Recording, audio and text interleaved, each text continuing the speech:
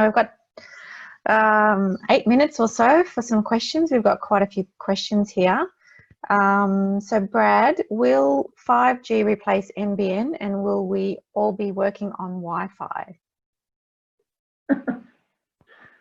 Yeah. So whilst NBN was trying to get rolled out, all the 5G vendors were trying to push that 5G was going to replace NBN to really put the pressure on the government to say, you've wasted your time with NBN, we've got 5G just around the corner. My view of it is that 5G won't replace NBN. It's a augmented network that in some cases can be used where NBN isn't maybe available, or they've still got some troubles at this point in time. It can be relocated, very, very good. That's the 5G. NBN will still provide very, very low latency. It still provides a fast connection, and the data on NBN is cheap. The data on 5G is expensive. Okay, excellent. All right, Anthony, my customer has disappeared off the face of the earth. How do we find this person or company? Okay, so it sounds like this customer is ghosting you. That's just not socially acceptable conduct in any way, shape or form. So what do we do? All right, well, the internet is a weird and wonderful place, as no doubt Brad would attest. So that people go and put a lot of stupid stuff out there in LinkedIn, Google, Facebook, publicly available places. So that's a good place to start, obviously, right? A lot of debtors, for want of a better legal description, are very dumb. Okay, they go and fill out all of their profile information and just put a big target on their head that says aim here. In the event that your customer is not in that category, then we've got a lot of other paid subscription services, databases. We would perform what's called a skip trace search. It basically means that your customer debtor is on the run. They've skipped town and they've got no intention on paying you for your good or service. So basically, you come to us, we prepare a skip trace report, which is a compilation of a lot of different data and sources. Some of them are free, some of them are paid subscription services that we have. We compile all that information together, wrap it up in a red ribbon and give it to you, and it basically gives you the ammunition to be able to contact and pursue your debtor. Without that service, you would be really drawing blanks and you would be at a dead end and probably fairly close to the finish line of just writing off the debt. So we give you hope in an otherwise hopeless situation. Okay, thanks, Anthony. Another one for you, Anthony. Are businesses able to chase money during COVID? Yes, absolutely. There's no restriction on the ability for a business to do this. Obviously, the normal ACCC debt collection guidelines apply. Namely, if a collection agency or even you as the business owner, if you contact your customer and the customer says the debt is disputed, they're the magic words, really. The business owner or the collection company is basically blocked at that point in time if they're doing things ethically the right way. But it doesn't mean that you are blocked as the business owner or a legal firm to basically initiate legal correspondence on your behalf. So that's the next step. So if the debt gets disputed, all right, fine, we can't write you any further letters of demand because you're telling me there's a problem with something. I'm not obviously agreeing with what you're saying, but you're raising an issue. So then you go and issue a legal claim, and then you put it up for determination by, say, the small claims court, at Sutherland. They'll have to make an assessment of each party's positions, weigh up the facts. The independent documentation normally speaks volumes. You can imagine if you're saying one thing as the business owner, this is what the contractual terms were, and your customer's over here saying, oh no, I didn't agree to pay $5,000, I agreed to pay $2,500, right? This is ridiculous. So if you're able to split the difference with, even if it's not, you don't have a written contract, that's fine. Contracts don't have to be in writing, but do you have a text message? Do you have a Facebook private message? Do you have an email?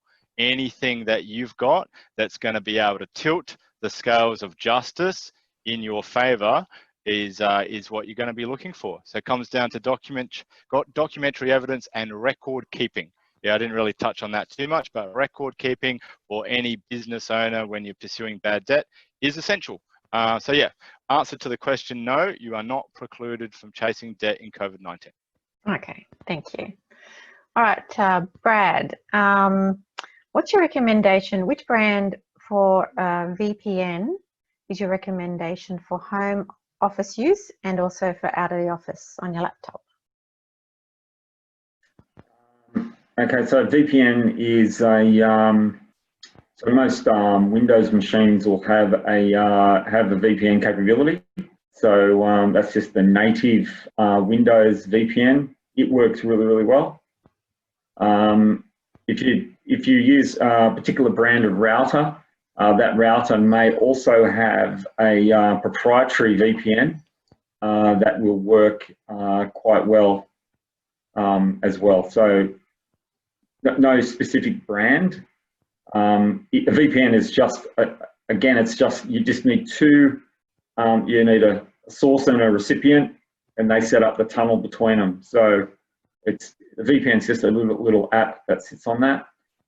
Other than that, a VPN is a word that's used for multiple things over multiple concepts, which I'm not going to delve into because it's too many rabbit warrens to go through. But one on your Windows machine, there's ones available on the Mac as well. They work fine, and they have high security capability, which works just fine. Okay, and also Brad, what's all these conspiracy theories that are out there around 5G and all these health issues that you read about? Are they true? They're poo-bah. Yeah. So the idea is that so 5G in Australia has been put at a higher frequency than all the other mobile broadband. It's currently been deployed at 3.6 gigahertz. So your Wi-Fi at home is at 5 gigahertz, and the 5G is currently being rolled out at 3.6. So it is a higher frequency. There was some discussion, and it's been picked up from other world deployments of 5G, that they're using frequencies that's called millimeter wave frequency, which is a very, very high frequency, which is above the ultraviolet light frequency, or in the spectrum of frequencies. So I'll put it simply, is that there's frequency or radiation that is non-ionizing, and then there's ionizing radiation. So ionizing radiation is something that knocks the atom off the electron, or the electron off the atom, which then makes the atom unstable. This unstable is what causes cancer. So things like gamma rays, X-rays, ultraviolet tanning machines cause cancer because of their ionizing effect on an atom. So that's why tanning machines are banned. X-rays is you only expose yourself to a very short amount of exposure on an X-ray machine, is because of this effect. So far in Australia, we are well and truly below those frequencies as far as 5G is concerned. Okay, well, it's 11 o'clock. Brad, I'll leave it to you to close. Well, thanks so much. And I just want to thank everyone for particularly just joining in.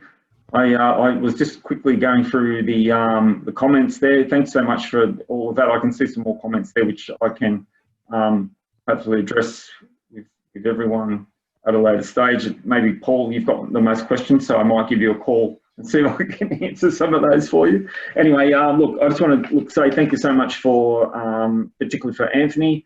I always really enjoy Anthony's approach to his business and the accountability that he serves out to people that are owing debt. And I particularly like the willingness is not negotiable.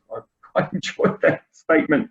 I can almost see that as a quotable quote, Anthony Grafoni sort of statement there, but that was really, really good knowledge to have that, talking about the small claims court, less than 20 grand. I think that was also another excellent thing.